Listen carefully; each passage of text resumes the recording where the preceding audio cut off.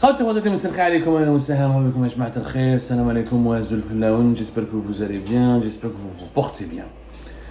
Nous sommes le 8 juin 2023 et depuis 48 heures, plus de 48 heures, une information fait le buzz en Algérie, un buzz provoqué, c'est pas un buzz sincère, c'est pas un buzz authentique, c'est pas un buzz véridique, c'est un buzz préfabriqué par les médias étatiques algériens et les médias affiliés, privés, affiliés au régime algérien. Ce buzz concerne un événement diplomatique concernant qui est relatif à l'élection de l'Algérie au sein du Conseil de sécurité de l'ONU en tant que membre non permanent.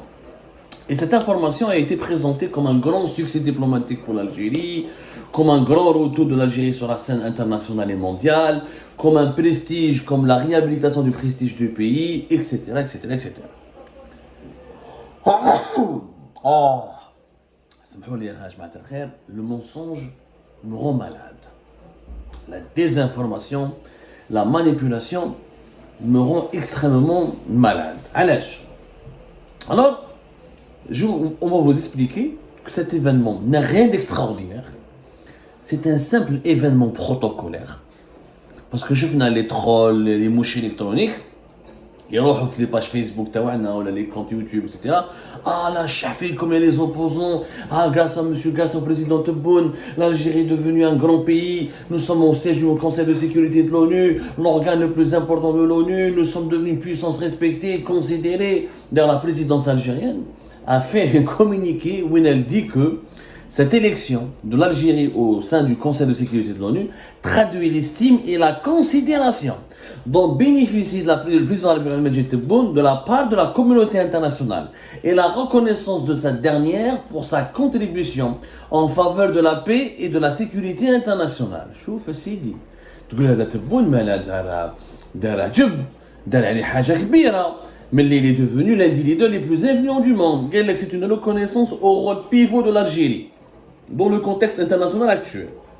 Bon, cette élection est à inscrire à l'actif de la politique étrangère de notre pays, souligne la présidente de la République. Ce succès diplomatique confirme le retour de l'Algérie nouvelle sur la scène internationale et entérine la vision et approche du président de la République Abdelmadjid Tebboune pour la préservation de la paix et la sécurité dans le monde, fondée sur la coexistence pacifique, le règlement pacifique des différends et la non-ingérence dans les affaires intérieures des pays dans le cadre d'une politique étrangère qui puise ses principes, ses valeurs et ses idéaux dans notre guerre libératrice.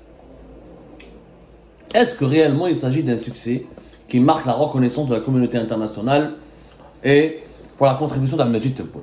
Exactement, bien sûr que non. Et c'est exactement le contraire. Ça n'a rien d'un succès.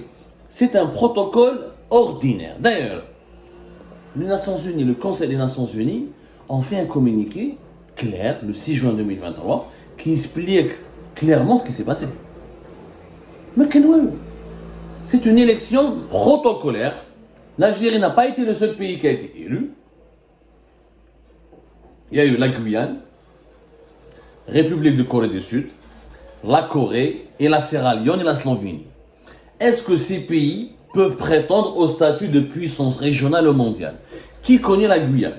La Corée du Sud, c'est connu, etc. C'est le pays de Samsung. Ils ont une réussite économique. C'est grâce à leur économie qu'ils ont une belle image, une certaine puissance dans le monde. La Sierra Leone, c'est une puissance régionale. La Slovénie, c'est un petit pays de l'Europe de l'Est. C'est une puissance mondiale ou la régionale. Ça n'a rien à voir avec la puissance, ni le rayonnement, ni le succès diplomatique. Où sera exactement? Dans le voyage le Conseil de sécurité de l'ONU fait 15 pays. Fonctionnement terreau fait 15 pays. Il y a 4 pays qui ont un siège permanent. La Chine, la France, la Russie, le Royaume-Uni et les États-Unis. 5 pays plutôt. 5 pays ils ont un siège permanent. Ils ont le droit de veto. C'est-à-dire que s'ils émettent un veto, aucune résolution ne peut être votée. Et ce sont les piliers du Conseil de sécurité de l'ONU. 5 membres, la Chine, la France, la Russie, le Royaume-Uni et les États-Unis d'Amérique. Et pour assurer le fonctionnement du Conseil de sécurité de l'ONU, on a rajouté 10 membres qui sont non permanents. On les appelle des membres non permanents. Et les membres non permanents, ils font partie des 193 États membres de l'ONU. L'ONU, l'Organisation des Nations Unies, regroupe 193 États, qui sont tous les pays du monde qui existent dans la planète. Il y a certains pays qui ne sont pas encore membres de l'ONU, ou parce qu'ils ne sont pas reconnus par la communauté internationale, comme par exemple le Chypre Nord qui appartient à la Turquie, ou parce qu'ils ne sont pas indépendants, ils ne sont pas souverains à 100%, ils font partie de certains États et où là ils sont placés sous leur souveraineté est protégée par un autre État tiers où là ils sont directement liés à notre État, ou parce qu'ils ne sont pas encore libérés, ou là, leur pays, ou là, le statut de ce pays n'a pas été déterminé, qui m'a la Palestine, qui m'a le Sahara occidental, qui m'a d'autres pays. Donc il y a des cas précis, il y a des cas très précis. Oui, la majorité des pays du monde sont membres du Conseil, sont membres de l'ONU. C'est 193. Les 193 il y a chaque 2 ans une élection. Les membres non permanents changent chaque 2 ans. Chaque 2 ans, on va changer les membres non permanents. Il y a les 5 permanents. La France, les États-Unis, la Russie, la Chine et le Royaume-Uni. Ils ont un mandat de 2 ans qu'il faut changer. Pour les changer, il y a des élections. Les élections, le principe, il faut obtenir 128 voix sur les 193. Lorsqu'un pays obtient 128 voix sur les 193, et ben là, il est élu et le processus c'est un bulletin secret et les candidats doivent se manifester, doivent obtenir une majorité à 128 voix. C'est tout. Chaque 2 ans. Les précédents pays, c'était l'Albanie, le Brésil, le Gabon et le Ghana et les Émirats Arabes Unis. Leur mandat de 2 ans se termine le 31 décembre 2023. Pour 2024 et 2025, ils seront remplacés par des membres non permanents.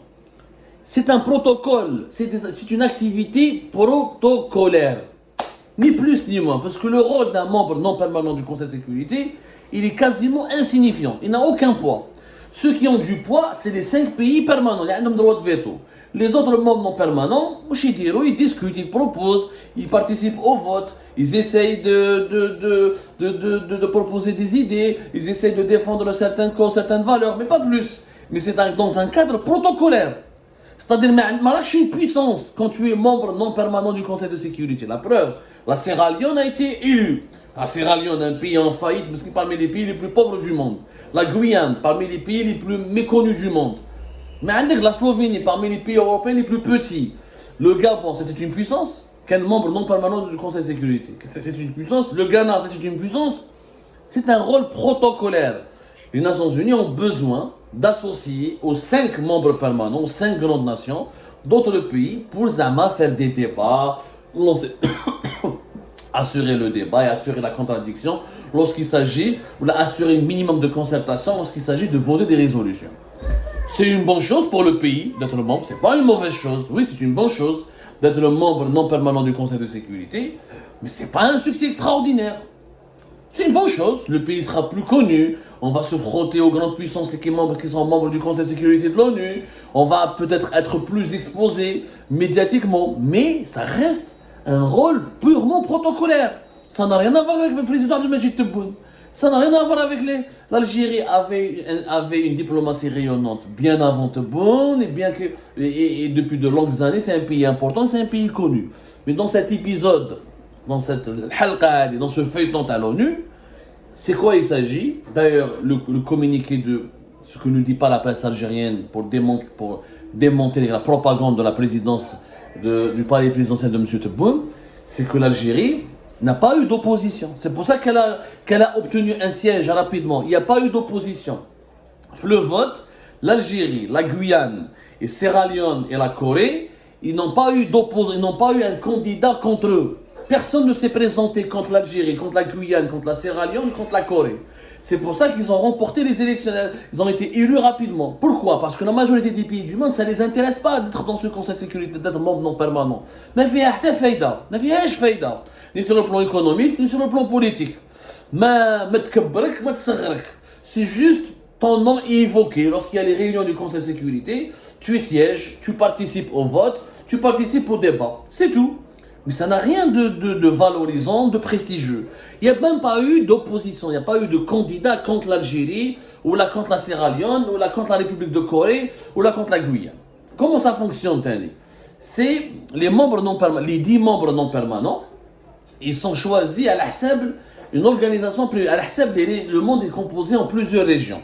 L'ONU ou Jdaret, alors, une région, groupe Afrique, Asie, Pacifique, l'Europe de l'Est, ou l'Amérique latine et les Caraïbes, ou l'Europe occidentale et l'Amérique du Nord. Pour les élections, pour cette année, pour les prochains membres non, pour ces élections des membres non permanents de la prochaine, du prochain mandat pour être membre non permanent du Conseil de sécurité de l'ONU, il y a 3 sièges qui ont été réservés pour Afrique, Asie, Pacifique, un siège pour l'Europe de l'Est, il y a un autre siège pour l'Amérique latine et les Caraïbes. Donc, quand il y a une élection, il faut qu'il y ait des pays africains de l'Asie et du Pacifique qui manifestent leur candidature. Et on va choisir d'entre 3. Des pays de l'Europe de l'Est, on va choisir d'entre un pays. Et un pays de l'Amérique latine et les Caraïbes. Pourquoi? L'ONU a fait ce mécanisme pour avoir une certaine représentativité au sein du Conseil de sécurité de l'ONU. Parce que l'ONU est critiquée. Le fonctionnement du Conseil de sécurité, il ne fait pas l'unanimité. Plusieurs voix ont appelé à le réformer. Quand il que le Conseil de sécurité il est monopolisé par les 5 puissances, il n'est pas représentatif de l'humanité, ou qu'il y a d'autres pays importants dans le monde qui ne sont pas représentés, comme l'Inde, comme l'Allemagne, comme l'Afrique du Sud, le Nigeria, comme les pays arabes, il que normalement, les membres permanents ne doivent pas rester 5. Beaucoup d'experts de pays ont appelé à la réforme du Conseil de sécurité. D'ailleurs, il y a un groupe, le G4, l'Allemagne, le Brésil, l'Inde, je crois l'Afrique du Sud ou le Nigeria ou un autre pays, qui ont demandé à être membres permanents du Conseil de sécurité, sans avoir le droit de veto. Bien que maintenant, le veto qui m'a la Russie, les États-Unis, la France et le mais on doit être membre permanent. Pourquoi? Parce que l'Inde, deuxième pays plus peuplé au monde, maintenant premier pays plus peuplé au monde, l'Allemagne, grande puissance économique, plus grand pays d'Europe, le Brésil, le plus important pays d'Amérique latine, nous devrions, normalement, on devrait avoir siégé en permanence, parce que nous sommes des grands pays, des pays importants. Quand il y a un grand débat sur le rôle du Conseil de sécurité de l'ONU, tellement il est critiqué. Quand il y a d'autres pays, ils disent que non, il faut élargir, il faut nommer l'Égypte, il faut nommer le Nigeria.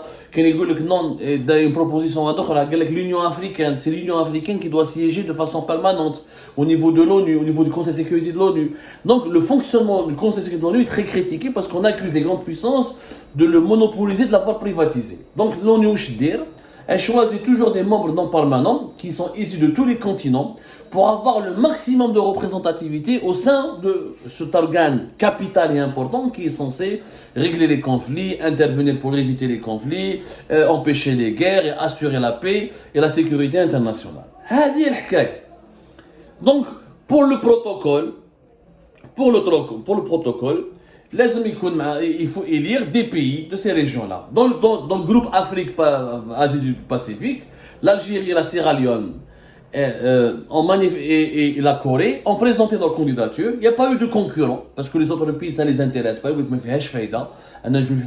vas faire la figuration. Réellement, concrètement, on va faire la figuration devant les grandes puissances. Il y aura de la publicité pour le pays. Les diplomates algériens pourront parler, pourront être en contact avec d'autres diplomates des grands pays, mais pas plus. C'est pas un truc extraordinaire, ou là, c'est pas un grand succès, ou là, c'est pas du tout le cas. Pas du tout le cas. D'ailleurs, qui est encore membre non permanent? L'Algérie, le Sierra Leone, la Guyane, la Corée vont rejoindre le Mozambique, la Suisse, le Japon et l'Équateur. Est-ce que l'Équateur et le Mozambique, c'est des puissances régionales? Ou là, des puissances mondiales? Pas du tout. Pas du tout. Être membre permanent du Conseil de sécurité ne détermine pas ni le niveau du prestige, ni le niveau de puissance d'un pays. C'est complètement faux. Et ça n'a rien à voir avec Abdelmajid Tebboune. Ça n'a rien à voir. C'est une élection protocolaire. Et ceux qui ont voté pour l'Algérie, je même pas Tebboune. Ils ont voté, il n'y a pas d'opposition. Il n'y a pas eu d'opposition. Ils ont voté pour l'Algérie, la Sierra Leone et la Corée parce qu'il n'y a pas eu d'opposant. Il n'y a pas eu un candidat contre eux. Aucun autre pays de l'Afrique ou de l'Asie et du Pacifique ne s'est opposé à la candidature de l'Algérie, de la Corée et de la Sierra Leone. Il dit que la vérité sur cette histoire. C'est un événement purement protocolaire qui n'a aucun impact sur le quotidien des Algériens et des Algériens, aucun impact sur le développement de notre pays et aucun impact sur son rayonnement. La preuve, des petits pays encore insignifiants comme Malte, comme la Sierra Leone, etc., siègent au sein de ce Conseil de sécurité de l'ONU sans aucune incidence sur leur image ou sur leur rayonnement dans le monde. Mais bien sûr, la présidence algérienne ne va jamais le dire, parce que comme Abdelmajid Tebboune, son bilan est chaotique et catastrophique, qui n'a aucune réalisation importante, sur le plan diplomatique comme sur le plan économique. Le moindre événement positif, ça reste un événement positif, mais pas un événement prestigieux. Le moindre événement positif, il est gonflé, récupéré, exploité pour embellir l'image de Abdelmajid Tebboune et de son bilan. C'est malhonnête, mais quand on n'a rien fait pour son pays, c'est tout ce qu'il nous reste à faire.